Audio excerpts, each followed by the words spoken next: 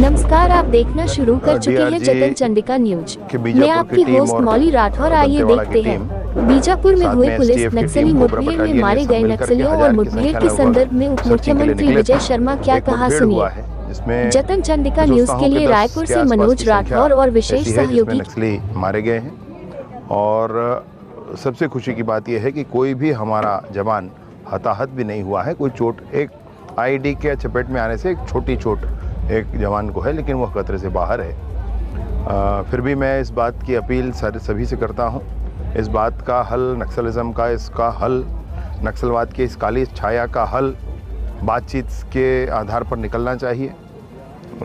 बस्तर में गांव तक विकास पहुंचना चाहिए। बंदूक की नली से स्कूल और अस्पताल नहीं बन सकते, इस बात को सबको समझना चाहिए।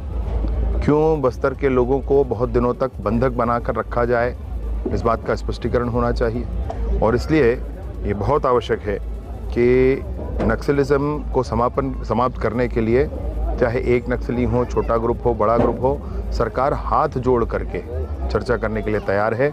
विष्णुदेव जी की सरकार पालनहारी सरकार है और सभी लोग जो सरेंडर करेंगे, अच्छे रिहेबिलिटेशन की पॉलिसी के साथ सरकार काम कर रही है। आगे आने वाले समय में उसकी उचित घोषणा भी कर दी जाएगी और इसलिए किसी को कोई परेशानी नहीं होगी। उनको चाहिए कि मुख्य धारा में आए। युवा जो भटक गए हैं, जिनको भ्रम में रखा गया है, मैं उनसे अपील करता हूं कि वो मुख्य धारा में आए और सुख शांति बस्तर में आए।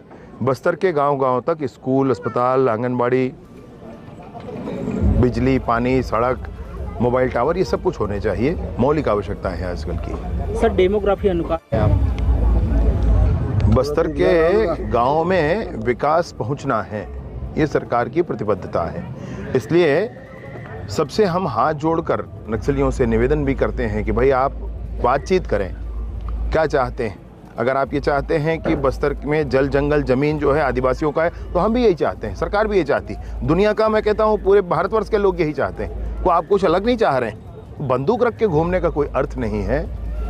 मुख्य धारा में आए। बंदूक की बात अब नहीं होती है, अब लोकतंत्र है, चर्चा करके और मसले का हल निकाला जाता है। कोई अब राजा नहीं है, कोई जमींदार नहीं है जो जुल्म ढा रहा है। अभी कल्याणकारी सरकारें हुआ करती हैं, वो सरकार जो पसंद ना आए तो उसको बदल दिया जाता है बाद में। और इसलिए मैं आग्रहपूर्वक कहता हूं कि ये ठीक हो। 100 से अधिक इन 4 महीनों में मारे गए हैं। बिल्कुल सरकार ये नहीं चाहती है कि इस तरह से कोई खून खराबा हो। सरकार ये चाहती है कि बातचीत हो, चर्चा हो। लेकिन सरकार इस बात के लिए प्रतिबद्ध है कि बस्तर के गाँव में विकास पहुंचना चाहिए।